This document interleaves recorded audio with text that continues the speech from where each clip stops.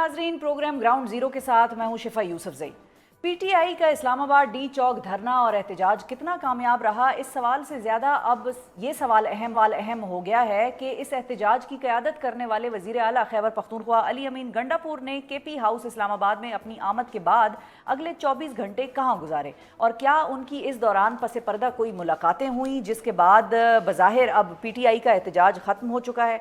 24 घंटे से ज़्यादा अरसे के दौरान लापता रहने वाले गंडापुर साहब कल जब खैबर पख्तूनख्वा असेंबली में मंजर आम पर आए तो उनका कहना था कि मिशन इज़ एकम्प्लिश्ड, यानी इमरान खान का दिया हुआ टारगेट पार्टी हासिल करने में कामयाब रही। मगर दूसरी जानिब इस सारे एहतजाज का जो पहलू उभर कर सामने आ रहा है वो वफाक और खैबर पख्तूनख्वा का शदीद तनाव है। वफाक का इल्ज़ाम है कि एक सूबे की तरफ से मरकज़ पर धावा बोला गया, इमलाक को नुकसान पहुंचाया गया और पुलिस एहलकारों पर तशद्दुद किया गया। खैबर पख्तूनख्वा हुकूमत भी अपनी जवाबी चार्जशीट में आईजी इस्लामाबाद और रेंजर्स पर केपी हाउस पर धावा बोलकर सूबाई खुद मुख्तारी को निशाना बनाने का इल्ज़ाम लगा रही है। केपी हुकूमत ने अब इस मामले पर बाकायदा कानूनी कार्रवाई करने और FIR दर्ज करवाने का किया है। दिलचस्प बात यह है कि अगर अली अमीन गंडापुर और हुकूमत दोनों का ये मौक़िफ़ दुरुस्त मान लिया जाए कि वो वाकई खैबर पख्तूनख्वा हाउस पर छापे के दौरान फरार हुए, तो ये फिर पुलिस और रेंजर्स दोनों की नाकामी है। पुलिस और रेंजर्स के जितने भी फोर्सेस ट्रूप्स वहाँ पर मौजूद थे, उनकी मौजूदगी के दौरान गंडापुर साहब गायब कैसे हो गए, इस सवाल पर सिक्योरिटी इदारों को गौर करने की ज़रूरत है। दूसरी तरफ अगर इस तासुर को दुरुस्त मान लिया जाए कि गंडापुर साहब फरार नहीं हुए बल्कि उनको किसी महफूज मकाम पर किसी ख़ास मकसद के लिए मुंतकिल किया गया और फिर ये हुकूमत के लिए एक बड़ी शर्मिंदगी और पशेमानी की बात है, क्योंकि इससे ये तासुर मज़ीद गहरा हो रहा है कि पीटीआई और इस्टेब्लिशमेंट की कहीं ना कहीं इंगेजमेंट चल रही है। आखिर ऐसा है क्या और अब आने वाले दिनों में पीटीआई क्या अब एक नए एहतजाज के बारे में सोच रही है और हुकूमत ने इस हवाले से अब क्या प्लानिंग की है, इस पर बात करने के लिए हमारे साथ मौजूद हैं पाकिस्तान तहरीक इंसाफ के सीनियर रहनुमा और साबिक सूबाई वज़ीर तैमूर सलीम झगड़ा साहब, और हमारे साथ दूसरे मेहमान मौजूद हैं नून लीग के सीनियर रहनुमा और वफाकी वज़ीर बराए बहरी उमूर कैसर अहमद शेख साहब। अस्सलाम वालेकुम। अस्सलाम वालेकुम जी। बहुत शुक्रिया आप दोनों मेहमानों का, आप लोगों ने वक्त निकाला हमारे प्रोग्राम के लिए। सबसे पहले तो झगड़ा साहब आपसे मैं आगाज़ करना चाहूँगी, ये बताएं कि 24 घंटे की गुमशुदगी के बाद वज़ीर आला अली अमीन गंडापुर साहब का खुद से मंजर आम पर आना आप लोगों की पार्टी के लिए कितना बड़ा सरप्राइज़ था? जी ऑब्वियसली सरप्राइज था। मैं असेंबली में गया था उस दिन पहली बार 8 फरवरी के रिजल्ट के बाद, जब मेरी सीट पर एक मज़ाहिया डाका डाला गया, और आई होप उस पर हम 1-2 मिनट बात कर सकते हैं बाद में, क्योंकि आज उस केस की हेयरिंग भी हम थी। आएंगे उसकी तरफ। तो सरप्राइजिंग इसलिए था शिफा कि मैं आपको बता दूं, ऑब्वियसली मेरे ख्याल में ये कोई बड़ी खबर नहीं है कि लेट्स से कि पिछले 5-6 महीनों में अली अमीन गंडापुर के साथ मैं बहुत ज्यादा इन टच नहीं रहा, क्योंकि उनकी गवर्नमेंट है, जो है वो मैं गवर्नमेंट में नहीं हूँ। थोड़े बहुत जो है वो बीच में आपके पॉइंट्स ऑफ व्यू में फर्क जो है वो आ जाते हैं।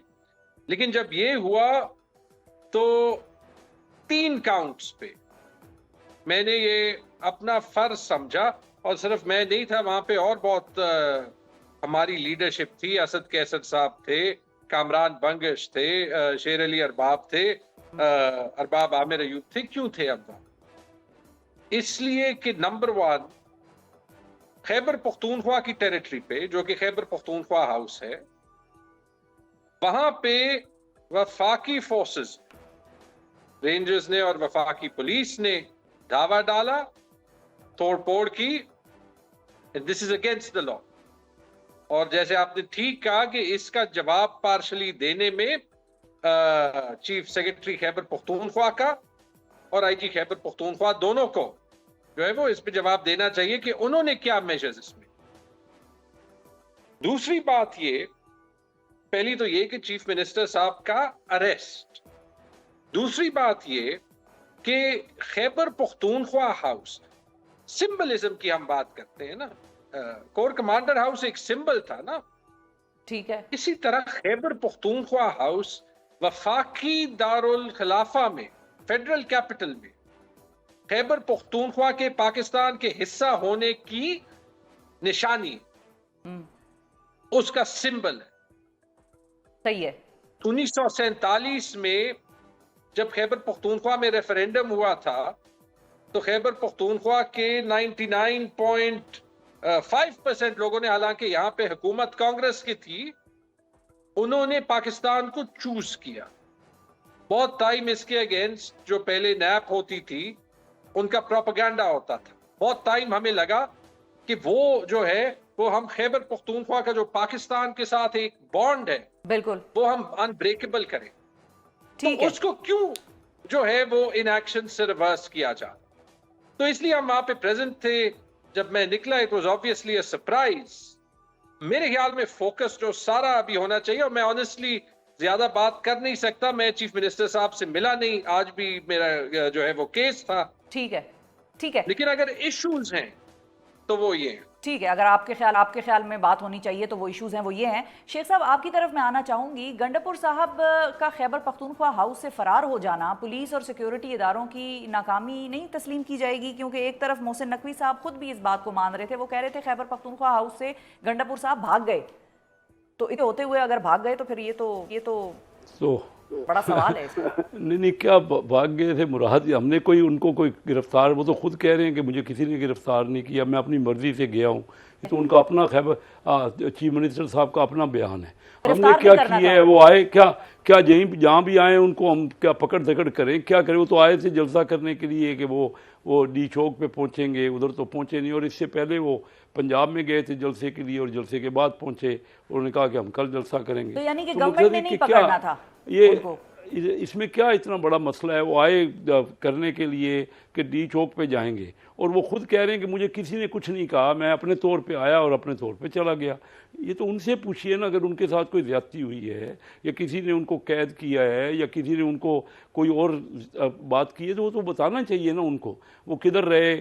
یہ تو خود چیف منسٹر صاحب کو پتا، ہمیں کیا پتا کہ وہ آئے کب اور گئے کب. ٹھیک ہے. ہنسی والی بات یہ ہے شیخ صاحب، ہمیں بھی کل عجیب سی ہنسی، کچھ عجیب سی کیفیت تھی جب ان کو ہم نے خیبر پختونخوا کی اسمبلی میں دیکھا. لیکن شیخ صاحب ان کا دعویٰ یہ تھا، وہ یہ کلیم کر رہے تھے، وہ کہتے ہیں کہ یہ لوگ مجھے پکڑنے کے لیے آئے تھے، انہوں نے توڑ پھوڑ کی، انہوں نے وائلیٹ کیا ٹیریٹوریل جو ایک سمبولزم تھا کہ خیبر پختونخوا ہاؤس میں آپ لوگوں کی فورسز، فیڈرل فورسز گھسی، اور اگر میں بھاگتا نا تو یہ مجھے اریسٹ کر لیتے.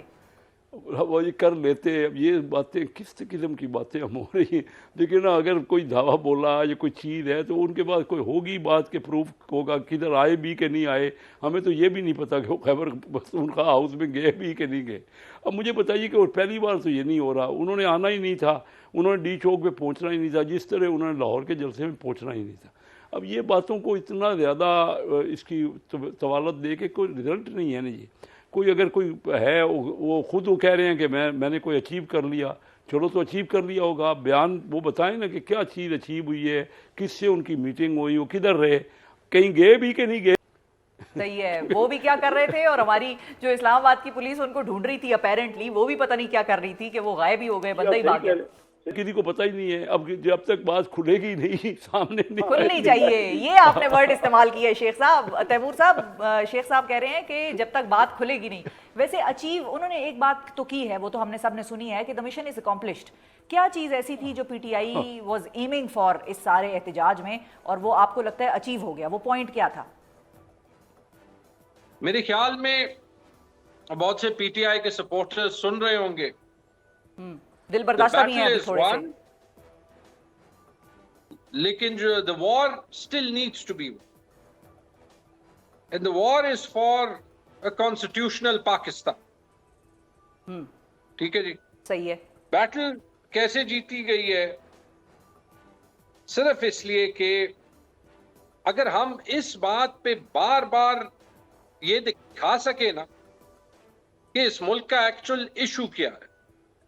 اس ملک کا ایشو یہ ہے کہ ہمارے ملک کے نظام نے یہ فیصلہ کر لیا کہ آئین بھاڑ میں جائے، قانون بھاڑ میں جائے، جو ہے وہ انسٹیٹیوشنل پوزیشنز بھاڑ میں جائے. اس ملک کا واحد مقصد عمران خان کو جیل میں رکھنا. اس کے لیے 9 مئی کے بعد پورے 1 سال جو ہے وہ پارٹی کو دبایا گیا، توڑا گیا. اور میرے خیال میں اگر کامیاب ہوتے تو آپ دیکھتے کہ عمران خان بھی جیل سے نکلتے اور الیکشن بھی انہیں جو ہے وہ کرنے دیا جاتا. کیونکہ نہیں ہوا وہ جو دہشت تھی پی ٹی آئی پہ وہ الیکشن کے دن تک جاری رہی، اور الیکشن کے دن پہ پاکستان کے عوام نے اس بیانیے کو اور اس فلسفی کو شکست دی تھی.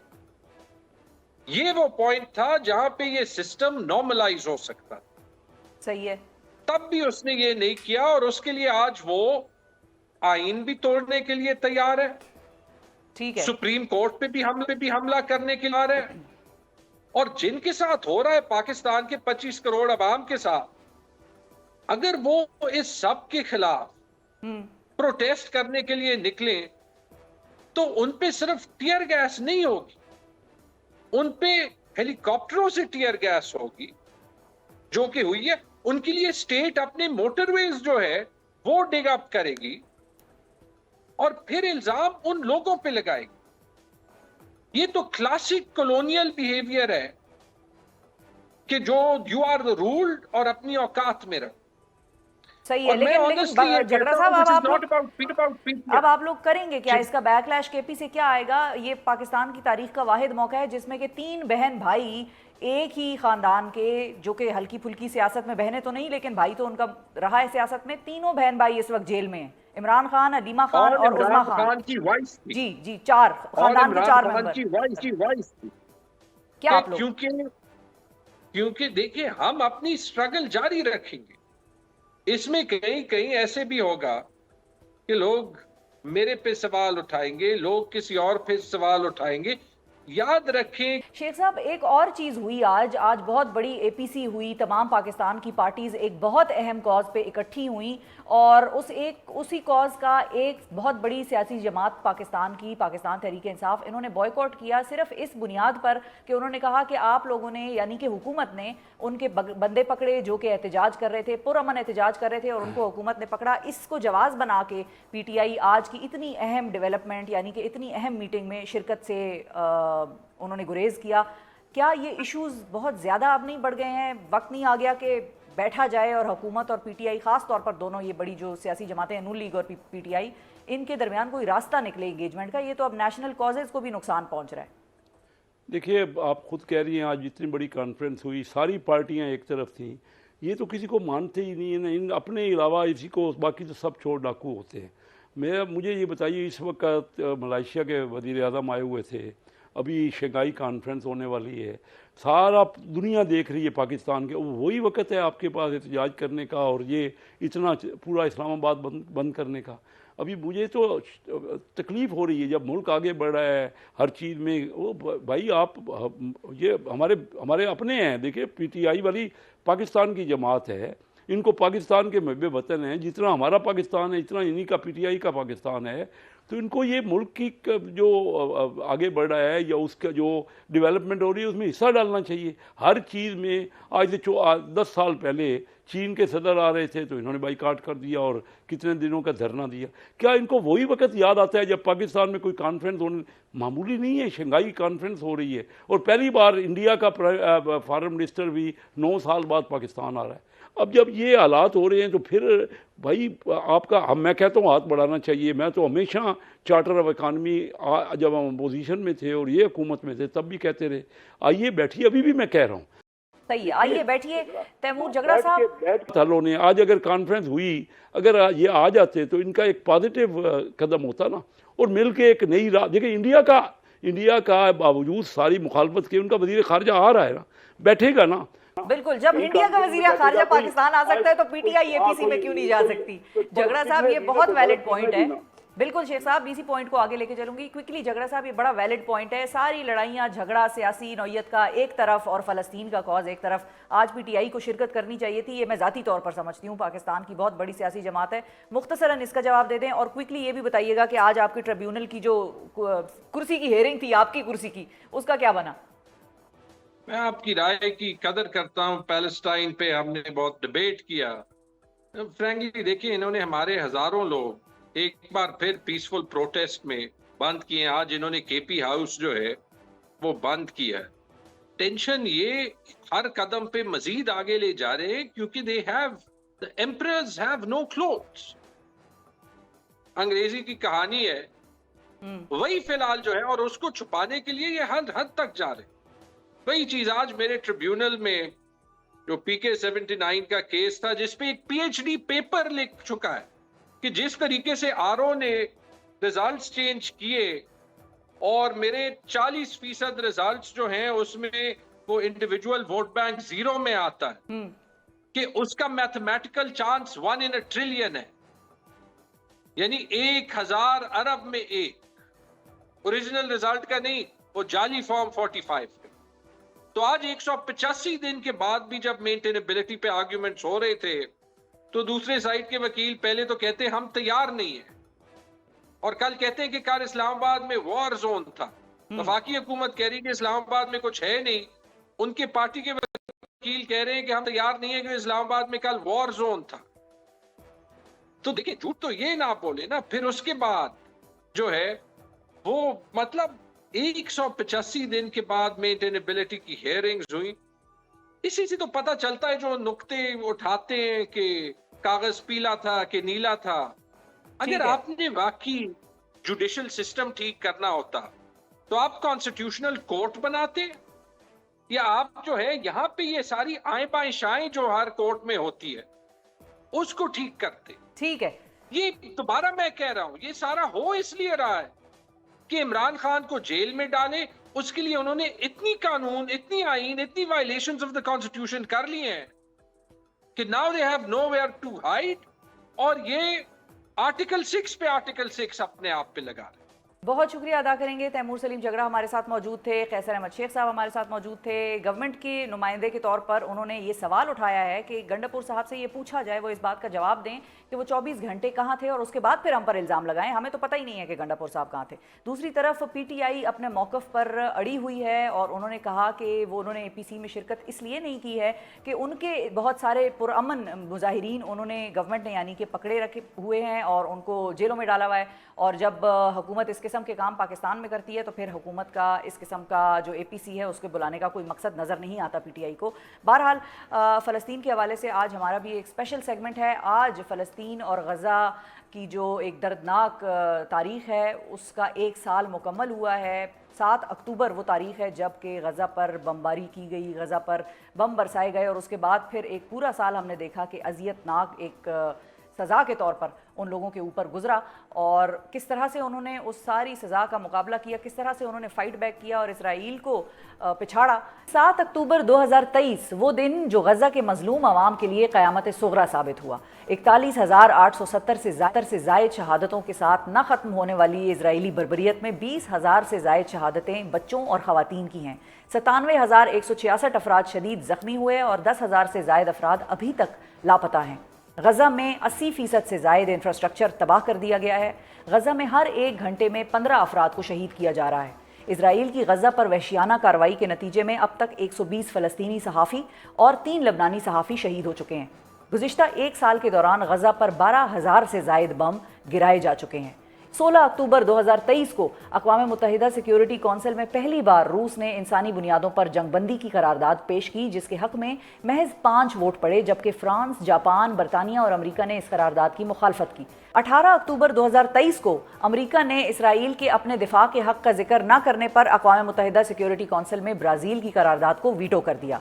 27 अक्टूबर 2023 को अक़वाम मुत्तहिदा की जनरल असम्बली में एक करारदाद पेश हुई जिसमें इसराइल और हमास के दरमियान फौरी तौर पर इंसानी बुनियादों पर जंगबंदी का मुतालबा किया गया और गज़ा तक इमदादी सामान की रसाई का मुतालबा किया गया। 11 नवंबर 2023 को पहली बार गज़ा में इंसानी हमदर्दी की बुनियादों पर जंगबंदी हुई, जिसकी वजह से इमदाद की रसाई और शहरियों का इनखला मुमकिन हो पाया। 15 नवंबर 2023 को अक़वाम मुत्तहिदा की सलामती कौंसिल ने गज़ा में इंसानी हमदर्दी की बुनियाद पर जंग में वक्फे के लिए करारदाद मंजूर की, जबकि इस करारदाद में जंगबंदी का जिक्र नहीं किया गया। 22 नवंबर 2023 को हमास और इसराइल के दरमियान 4 रोज़ा जंगबंदी का ऐलान हुआ। मुआहिदे के तहत 150 फ़लस्तीनी कैदियों के बदले 50 इजरायली कैदियों का तबादला किया गया। 2 दिसंबर 2023 को जंगबंदी का इख्तिताम हुआ। 9 दिसंबर 2023 को जनूबी अफ्रीका ने इंटरनेशनल कोर्ट ऑफ जस्टिस में मुकदमा दायर किया कि गज़ा में इसराइली फ़ौज नस्लकुशी कर रही है। 21 दिसंबर 2023 को WHO ने बयान जारी किया कि शुमाली गज़ा में अद्वियात की अदम फराहमी, स्टाफ और ईंधन न होने की वजह से अस्पतालों में इलाज मुमकिन नहीं रहा। जनवरी के इख्तिताम तक एहतजाज का जो दायरा कार था वो पूरी दुनिया तक फैल चुका था। भारत, बांग्लादेश, अमेरिका, बरतानिया, स्कॉटलैंड, जर्मनी, ऑस्ट्रिया, फ्रांस समेत पाकिस्तान में बड़ी तादाद में अवाम सड़कों पर निकले, गजा जंगबंदी का नारा बुलंद किया। 26 जनवरी 2024 को इंटरनेशनल कोर्ट ऑफ जस्टिस ने इसराइल को गजा में नस्लकुशी रोकने का हुक्म दिया, लेकिन जंग न रुक सकी। अप्रैल के इख्तिताम में अमेरिका भर की यूनिवर्सिटीज़ के तलबा ने गजा जंगबंदी के हक में एहतजाज किया। 29 अप्रैल 2024 को ऑस्टन यूनिवर्सिटी ऑफ टेक्सास में एहतजाज हुआ। 24 मई 2024 को इंटरनेशनल कोर्ट ऑफ जस्टिस ने इसराइल को हुक्म दिया कि रफ़ा में फ़ौजी ऑपरेशन को ख़त्म किया जाए। अदालत ने इसराइल की रफ़ा क्रॉसिंग को इंसानी इमदाद के लिए खोलने और 1 माह के अंदर पेशरफ्त रिपोर्ट तलब करने की भी हिदायत की। 8 माह की जंग के बाद अमरीकी सदर जो बाइडन ने 31 मई 2024 को गजा अमन मुआहिदे का ऐलान किया। नेतन्याहू की नाकाम पॉलिसियों की वजह से 1 जून 2024 को तेल अवीव के कैपलन जंक्शन पर तकरीबन 1,20,000 इसराइली शहरियों ने एहतजाज किया और कबल अज़ वक्त इंतखाबात का मुतालबा किया। 6 जून 2024 तक 12 ममालिक साउथ अफ्रीका के साथ गजा नस्लकुशी केस में फरीक बन चुके थे। 31 जुलाई 2024 को इसराइल ने हमास के सरबराह इस्माइल हनिया को ईरान के शहर तेहरान में शहीद किया। यूरोपीय मुबस्सिर बराए मशरक़ वस्ता एलिया जे मैगनेर ने अपनी रिपोर्ट में कहा है कि इस्माइल हनिया को निशाना बनाने के लिए इसराइल का जासूसी सॉफ्टवेयर इस्तेमाल किया गया। इस जंग से न सिर्फ इसराइल को दिफाई हवाले से नुकसान हो रहा है, बल्कि बॉयकॉट मूवमेंट की वजह से मुआशी एतबार से भी इसराइल पस्ती का शिकार है। 15 सितंबर 2024 को हौसियों ने इसराइल पर 222 से ज़ायद मिसाइल और ड्रोन्स दागे। इसराइली जारहियत इस मोड़ तक एक नई शक्ल इख्तियार कर गई थी। 17 और 18 सितंबर को हिजबुल्लाह के मवासलाती आलात, पेजर्स और वॉकी टॉकीज़ पर धमाके हुए, जिसका इल्ज़ाम हिजबुल्लाह ने इसराइल पर लगाया, जिसके नतीजे में मुतअद्दिद कमांडर्स हलाक और कई ज़ख्मी हुए। 27 सितंबर 2024 को अक़वाम मुत्तहिदा के इजलास में इसराइली वज़ीर आज़म नेतन्याहू की तकरीर का बेशतर ममालिक ने बॉयकॉट किया। रवां साल पाकिस्तानी रियासत ने इसराइली वज़ीर आज़म को रियासती सतह पर दहशतगर्द भी करार दिया। गुज़िश्ता 1 साल में 10 ममालिक ने इसराइल से सफारती ताल्लुकात मुनक़ते किए। 1 अक्टूबर 2024 को ईरान ने इसराइल की जानिब 400 बैलिस्टिक मिसाइल्स दागे। अमेरिका ने गुज़िश्ता 1 साल के अरसे में इसराइल को सफारती ताउन के साथ 17.9 बिलियन डॉलर की इमदाद दी, जबकि बाइडन इंतज़ामिया ने हाल ही में इसराइल को मज़ीद 14.5 बिलियन डॉलर की इमदाद का बिल मंजूर किया है। अफसोस इस बात का है नाजरीन कि 1 साल के अरसे में गजा पर क़यामत ढाई गई, लेकिन 57 इस्लामी ममालिक जंगबंदी कराने में नाकाम रहे। इस जंग में ईरान के अलावा किसी मुस्लिम मुल्क ने गजा और फ़लस्तीन का मुकदमा पहली सफ़ में खड़े होकर नहीं लड़ा। आज गजा में इसराइली जारहियत का 1 साल मुकम्मल होने पर इस्लामाबाद में हुकूमती सतह पर ऑल पार्टीज़ कॉन्फ्रेंस का इनेकाद किया गया, जिसमें गजा मसले के फौरी हल पर जोर दिया गया। हम दुआ को हैं कि गजा के मुसलमानों पर अल्लाह की रहमत हो और वो इसी तरह जज्बे से लड़कर सेहूनी फोर्सेस को शिकस्त दें। इसी के साथ मुझे लेना एक वक्फे से जब वापस आएंगे तो इसी इशू पर मजीद बात करेंगे कि पाकिस्तान क्या किरदार अदा कर सकता है गजा जंगबंदी के हवाले से। गजा में इजरायली जारहियत का 1 साल मुकम्मल होने के बाद अब अगला 1 साल कैसा होगा, आलमी बिरादरी इस मसले पर कहाँ नाकाम हुई है और अब गजा जंग का दायरा लबनान और यमन तक फैल जाने के बाद क्या खित्ता किसी बड़ी जंग का शिकार हो सकता है। इस हवाले से गुफ्तगू करने के लिए हमारे साथ मौजूद हैं सीनियर सियासतदान और चेयरमैन पाक चाइना इंस्टीट्यूट मुशाहिद हुसैन सैयद साहब। अस्सलाम वालेकुम मुशाहिद साहब। अस्सलाम वालेकुम जी, और आपके व्यूज़ को मेरी तरफ से बड़ा अस्सलाम वालेकुम। बहुत शुक्रिया सर, आपने वक्त निकाला और इस इशू पर जब बात करने के लिए हम सोचते हैं तो हमें आपसे बेहतर नाम कोई टू बी ऑनेस्ट मिलता नहीं है। तो सबसे पहले सर मैं पूछना ये चाहूँगी कि अब 1 साल मुकम्मल हो गया है, जाहिर है वो ऐसा वाक़या है कि उसको याद करना सबके लिए बड़ा ज़रूरी है। 1 साल में गज़ा का मसला सिमटने के बजाय खित्ते में मज़ीद कशीदगी के बायस फैलता हुआ नज़र आ रहा है। आप किस तरह इसका अहाता करेंगे और 1 साला इसराइली बर्बरियत का और इससे जुड़े वाक़यात का? शुक्रिया जी, और सबसे बड़ी बात है कि मैं सबसे पहले सलाम पेश करता हूँ फ़लस्तीनी मुजाहिदीन को कि उन्होंने मुज़ाहमत की है, उन्होंने मुकाबला किया है इजरायली बर्बरियत का और कामयाबी से किया है, और वो उन्होंने हिम्मत नहीं हारी।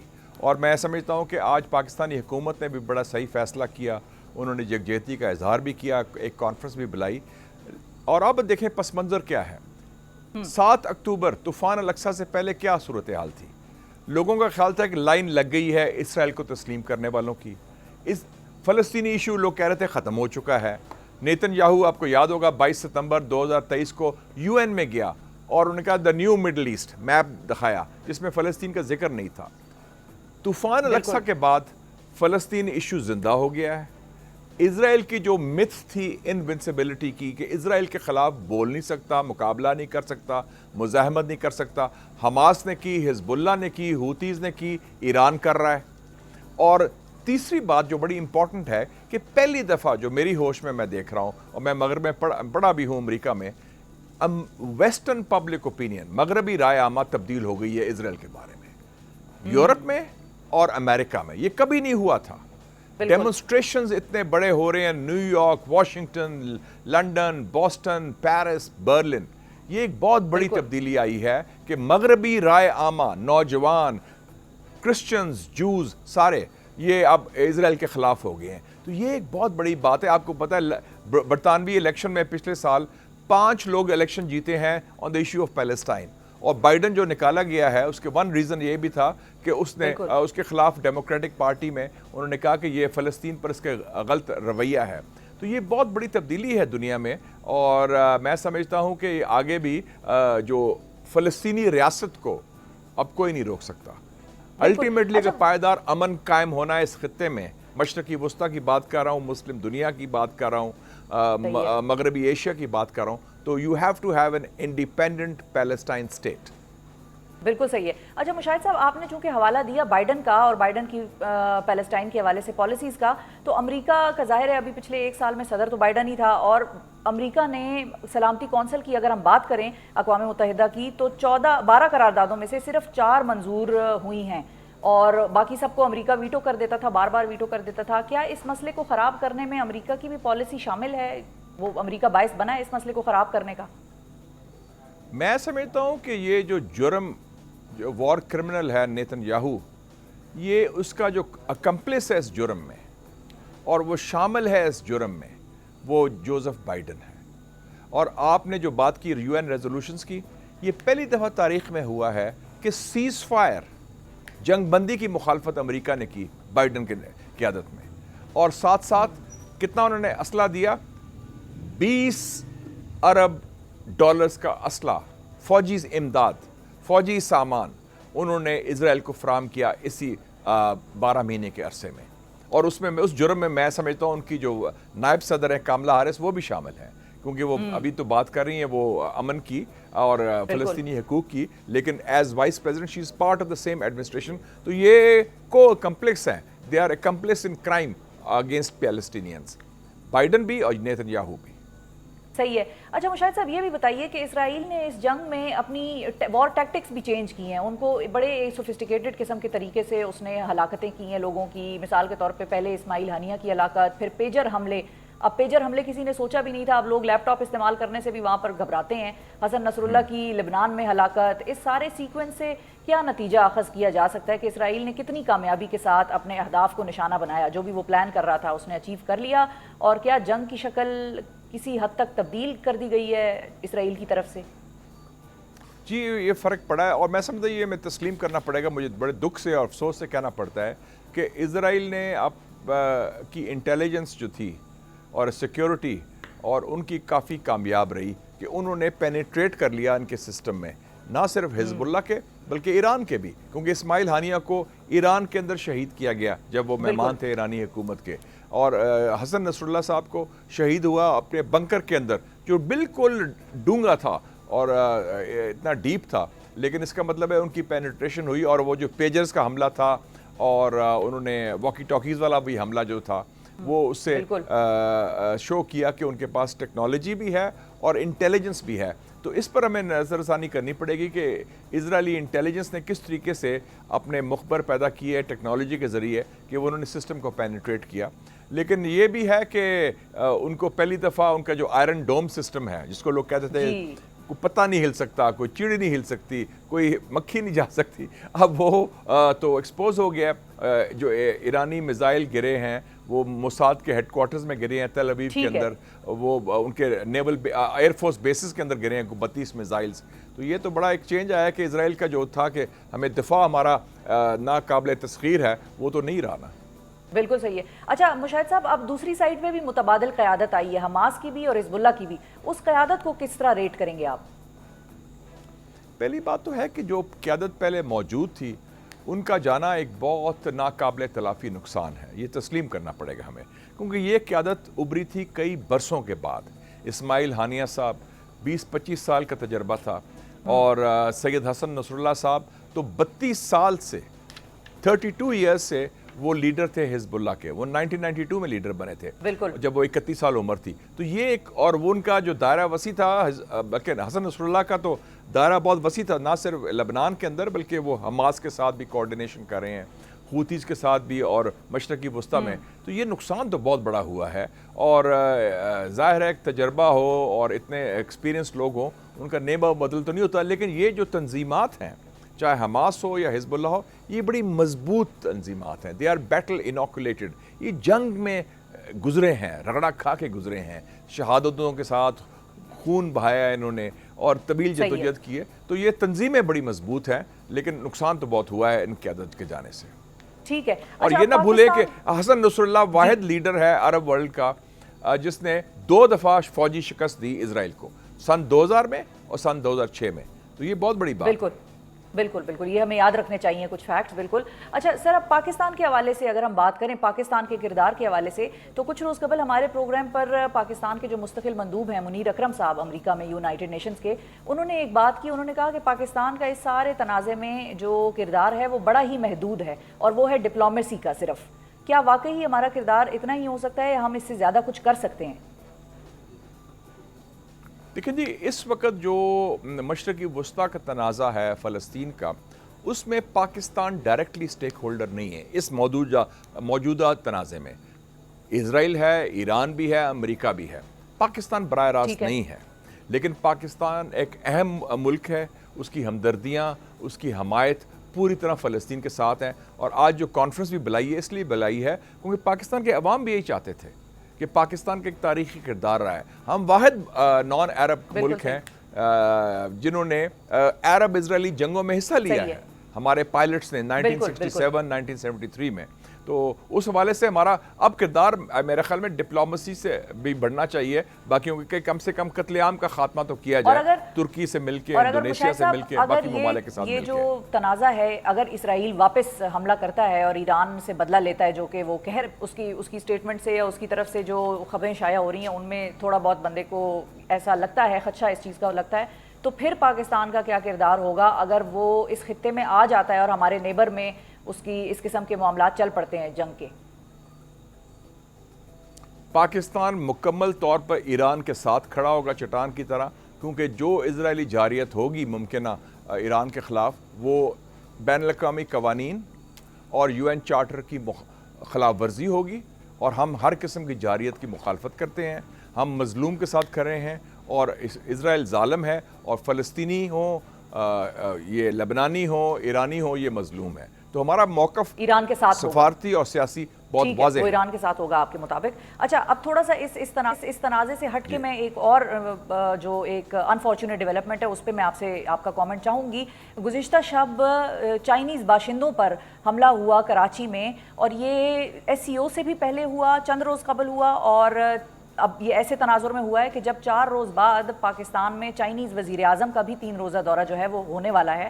اس حملے کو آپ کیا SCO کے انعقاد کے اس میں تناظر میں دیکھیں گے کہ کہیں اس پہ حملہ تو نہیں تھا؟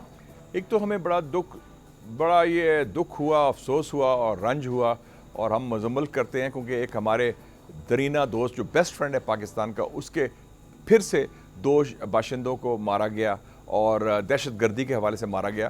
لیکن ایک تو یہ طرف ہے کہ ظاہر ہے کہ ایک جیو پولیٹکس کے حوالے سے کچھ عناصر ہیں جو چاہتے ہیں کہ چین پاکستان دوستی میں رکھنا ڈالیں، لیکن دوسری طرف ایک اس طرح پہلو بھی ہے، ہماری ناکامی بھی ہے، ہمارے سسٹم کی نالائکی بھی ہے کہ ہم نے کہا تھا فول پروف سسٹم، یہ 6 حملے پہلے ہو چکے ہیں 5 سالوں میں، 17 چائنیز پہلے مر چکے ہیں، اب 2 اور کل رات کو یہ واقعہ ہوا ہے، ایک زخمی بھی ہوا ہے، کچھ پاکستانی بھی ان میں مارے گئے ہیں۔ تو یہ بڑی افسوسناک بات ہے، اس کا مطلب ہم سسٹم نہیں بنا سکے، اور وہ اس کا مطلب یہ بھی ہے کہ دہشت گردوں کو پتہ تھا کہ کوئی چائنیز کانوائے جا رہا ہے، انہوں نے IED پلانٹ کی، اور اس کا مطلب ہے کہ ان کی انٹیلیجنس بڑی تیز ہے، ان کے مخبر موجود ہیں، اور دہشت گرد جب چاہیں، جہاں چاہے، جس کو چاہیں وہ ہٹ کر سکتے ہیں، اور یہ کراچی کے اندر ہٹ کیا، یہ بلوچستان یا داسو کے اندر نہیں تھا واقعہ۔ تو یہ میرے خیال میں لمحہ فکریہ ہے ہمارے لیے اور ہمارے نظام کے لیے کہ why have we failed in security and intelligence. بالکل صحیح ہے. بہت شکریہ ادا کریں گے مشاہد حسین سید صاحب. ناظرین ہمارے ساتھ موجود تھے. مشاہد صاحب کا کہنا تھا کہ پاکستان اس سارے تنازع میں ڈائریکٹ سٹیک ہولڈر تو نہیں ہے، لیکن اگر جنگ کا دائرہ کار جو ہے وہ ایران تک آ جاتا ہے، وسیع ہو جاتا ہے خطے میں، تو پھر پاکستان کو ایران کا ساتھ دینا ہوگا. اسی پوائنٹ پر آج کے پروگرام سے میں لوں گی آپ سب سے اجازت. اپنا بہت خیال رکھیے، ہمیں اور پاکستان کو دعاؤں میں یاد رکھیے. اللہ حافظ.